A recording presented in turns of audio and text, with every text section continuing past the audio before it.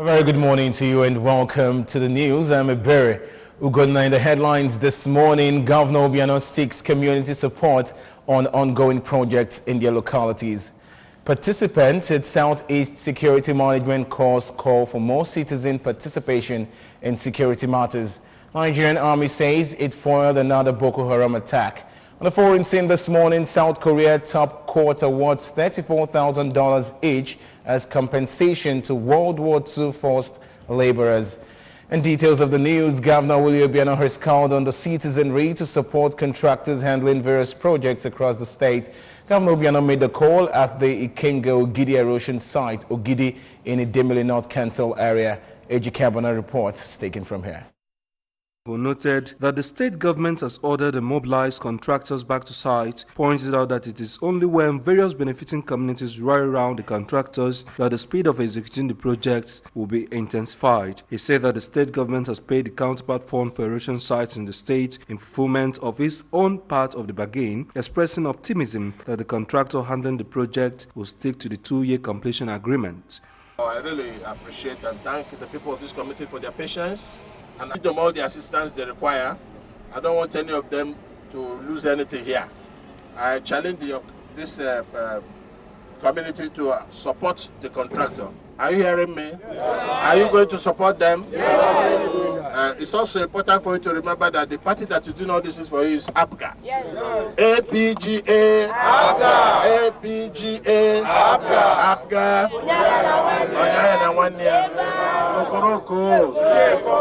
So try and vote all APGA candidates in the coming election. The Commissioner for Environment, Mr. Michael Okonkwo, and the project coordinator of the Nigerian Erosion and Watershed Management new map in the state, Mr. Michael Ivenso, revealed that the state government paid compensation to people of the area to be able to execute the project, adding that a different water drainage channel will be created for the flood water to prevent reoccurrence. Your Excellency, Ndi Ogidi cried to you when nobody else was there. You were here for them, and the work has been going on, as you can see, Your Excellency. These people you see here are actually the beneficiaries amongst the people you have seen in the other side. So what you have done touches the lives of these ordinary people that you have seen. It just speaks to the people-focused government that you run, Your Excellency, and which is why they are all here, very happy that this work is currently going on. The contractor, Shares Aviv, began work here soon after the rains had abated, and this retaining wall you see here was actually built to draw and harvest water that was coming from upper catchment of Odisha that was causing this erosion initially. Now, the contractor handling the projects emphasized that they have been mobilized for the phase of work they are doing, saying that the committee members have been very supportive and assured they will not renege on their tenets of the agreement. The member representing Idemili North in the State House of Assembly, Mrs. Nkoli Mebwaneze, stressed that on completion, the project will be quite beneficial to them, pledging her people's continued support to the Governor Obiano's people-oriented government. We, the people of Idemili North, especially the Ogidi community, we want to appreciate what you did for us, because this is a prayer answered. This erosion has been here for past 80 years, but you are the only governor that answered, the alert governor. The state government says it will continue to improve the health sector for quality healthcare delivery. The Deputy Governor, Dr. Nkemokeke, stated this during a visit to Chukwemeka Odumegwu University Teaching Hospital, Amakwaka, to confirm the arrival of equipment and the hospital's oxygen manufacturing center, as well as inspect the pace of work at the Mother and Child Referral Center being constructed by Chevron as part of its community development efforts. Correspondent Emmanuel Okonkwo was there and now reports. Of the new equipment at the oxygen plant house, which according to him cost the state government a huge amount of money. Deputy Governor Okeke said the Obiano-led administration will continue to invest in the welfare and health of the people of the state. Describing both projects as one of their kinds in the country, Dr. Okeke expressed hope that when installed and completed, there would no longer be loss of life due to lack of oxygen in the state's hospitals, and there would be enough space for pregnant women to have safe delivery. As you can see, it's a large structure. It's quite big from what I can see from the design and the drawing. Hopefully, the contractor is saying that this should be ready sometime in March. soon as it's done is structure that we put them to start coming in. What this would do is create more space, more patients will be able to get beds in this hospital. Describing maternal and child health care as a challenge world over, the State Commissioner for Health, Dr. Joe Akabike, said the Mother and Child Referral Center, when completed, will help in reducing maternal and child mortality to the nearest minimum in the state. We're going to be enormous. We're going to benefit so much from it. You know that maternal and child health care is what is being challenged all over the world. They are the most vulnerable, the children and the mothers, in the process of childbirth. So when we have standard hospital like this, a reference center should be able to help the state, help our people, and it will help to bring down the maternal and child mortality to a level that is acceptable. In an interview, the contractor handling the Mother and Child Referral Center project, architect Arinze Nnamdi, assured that the center, which is a 7-month project, will be completed and handed over to the state government by March next year. 7-month project. We're already on the 3rd month, so by March at most, it will be completed and handed over to the project beneficiary, which is the teaching hospital, Odumegwu Ojukwu University Teaching Hospital. From Chukwuemeka Odumegwu Ojukwu University Teaching Hospital, Amakwuoka, I am Emmanuel Okonkwo, reporting for ABS News. It was an event testified to by eyewitnesses as one of the truest definitions of charity, as the keys to 4 fully completed bungalows were handed over to some less privileged women from across the state by the wife of the governor, Dr. Mrs. Ebele Chukwuobiano. The beneficiaries are Mrs. Rosaline Ekezie and Mrs. Chito Mobi of Obunike Oyi Council area, and Mrs. Anwele Samudi, and an octogenarian, Mrs. Josephine Chinwoke of Aguleri, Anambra East. Correspondent Daniel Ezigwe has more on that.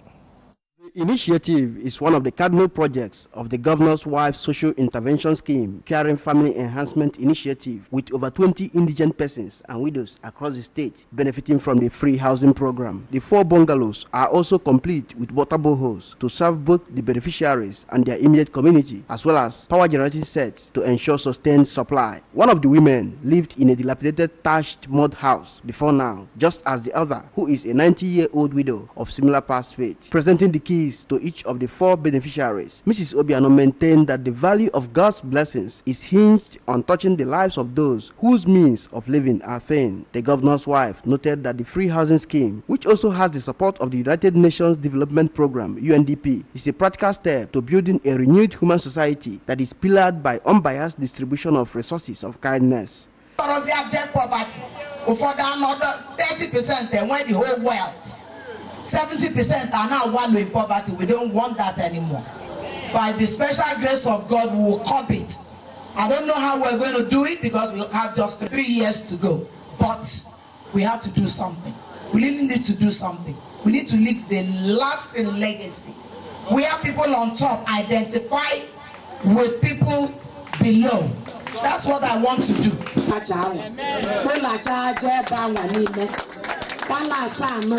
Baba Ebi, Etelo, Umofe Tolitekwa, Wema Palace, Kachasika Palace.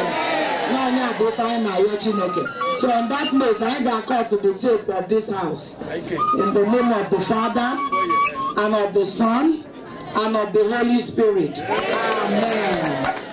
Speaking at their separate council areas, the Transition Committee Chairman of Oyi Local Government, Engineer Nnamdi Nwadobu, and the Chairman of Anambra East Council Area, Chief Pius Ifeade, said the idea of free housing for widows and the less privileged caps the litany of social help projects undertaken by Mrs. Obiano.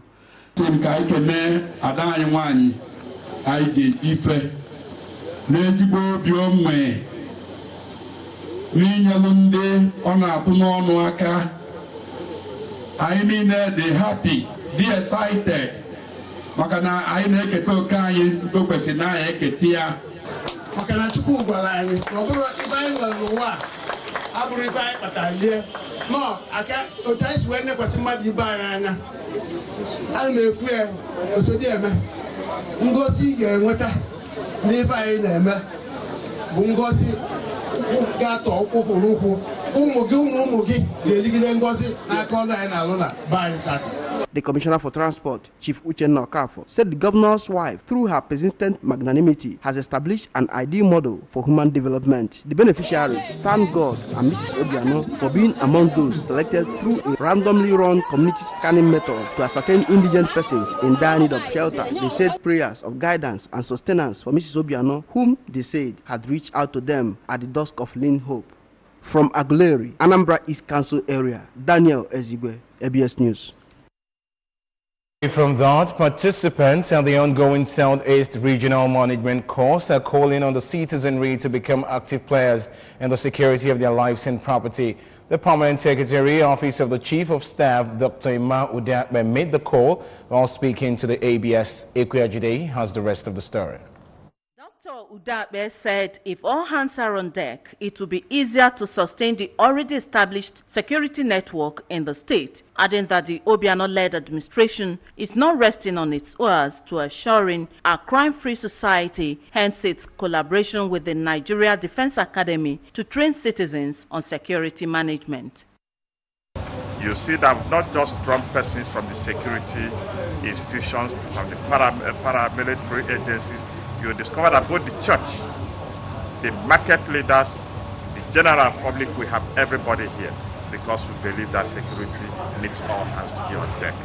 The provost of Nigeria Defense Academy, Azubi Kenwankwo, represented by the Dean Faculty of Sciences, Professor Jonathan Nwedozie, said the essence of the course was to inject into the Nigeria polity a more conscious security society. He reminded participants that they should not see the gathering as another academic effort, but should come up with management options of security issues that will be peculiar to the challenges of the region.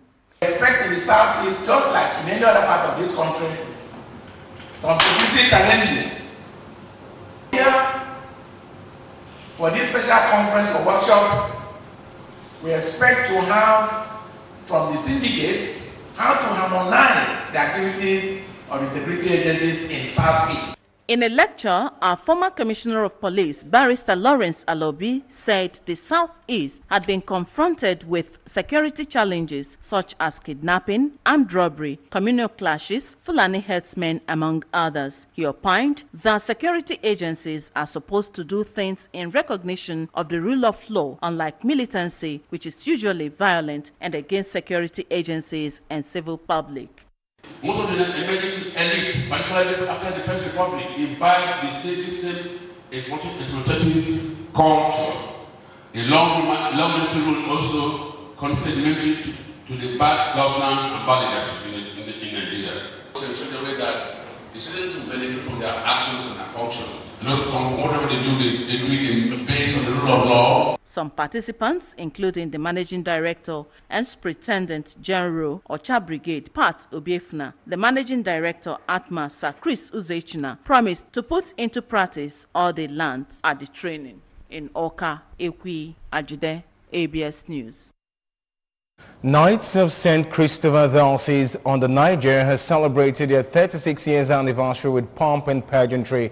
The Knights came out in their numbers to participate in the event that held recently in Onitsha. Staff reporter Ogochukwu has details.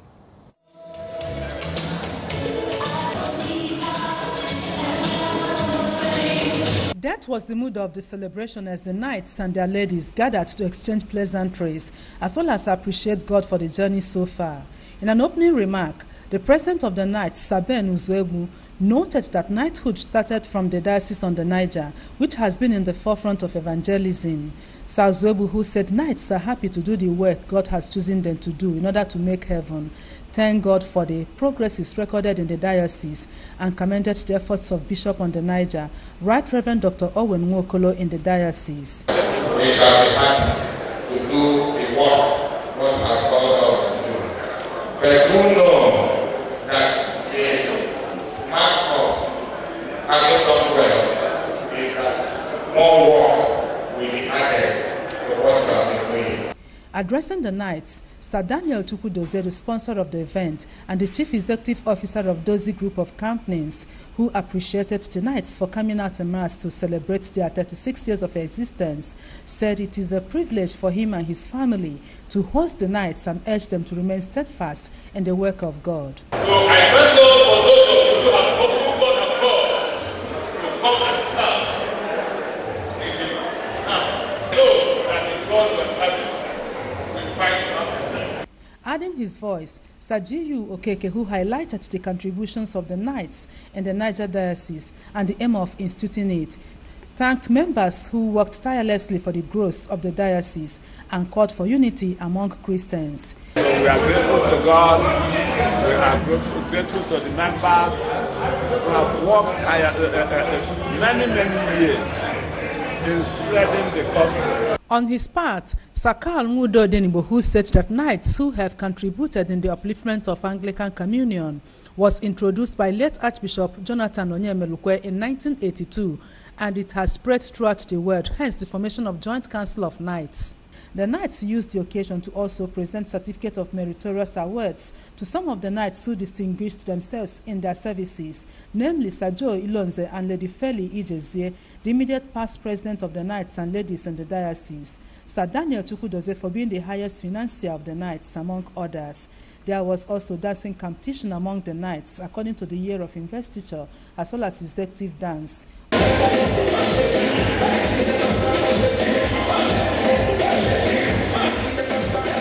Ogochukwu Orano for ABS News. On to our national stories, the Nigerian Army has revealed their troops foiled an attempt of the Boko Haram terrorists to infiltrate the 180 battalion location at Arege in Abadan local government area of Borno State. In a tweet on its verified Twitter handle, the Army said the attack occurred on Wednesday. The Army said, on quote, Boko Haram were completely routed by the troops, neutralizing many of them, while others fled in disarray due to superior firepower. As a result, they hastily evacuated most of their corpses under the cover of darkness. However, the Army discovered 4 corpses of the insurgents at dawn and also 1 anti-aircraft gun, 4 AK-47 rifles, 1 light machine gun, 100 anti-aircraft rounds, 185 light machine gun rounds, 4 AK-47 magazine, 54 AK-47 rounds, and 1 Mawag propeller. European American University Commonwealth of Dominica has conferred on a Nigerian-born industrialist, Chief Gorden Okafor, with an honorary doctorate degree of science in business administration and corporate governance. The honorary doctorate degree was conferred on him during the convocation ceremonies of the university, which took place in Accra, Ghana. We have details. Speaking shortly after receiving the doctorate degree, Chief Okafor is also the Managing Director and Chief Executive Officer of Winko Foam Industries Limited, described the honor as a great surprise to him as his exploits in the industrial sector is being recognized both at home and in the diaspora, and maintained that such an award will spur him to continue with his humanitarian work. He said that he will continue to use his products, the Winko Foam, which has become a household name, in improving the living standards of the people. Conferring the doctorate degree on Chief Okafor, the president of the governing council of the university, Professor John Kessie, who was flanked by the university's vice president, Professor Andrew Lenley, said that Chief Okafor was gratefully selected by the governing council of the university in view of his contributions to the growth of the society and his business acumen. Chief Okafor was a one-time president of Foam Manufacturers Association of Nigeria.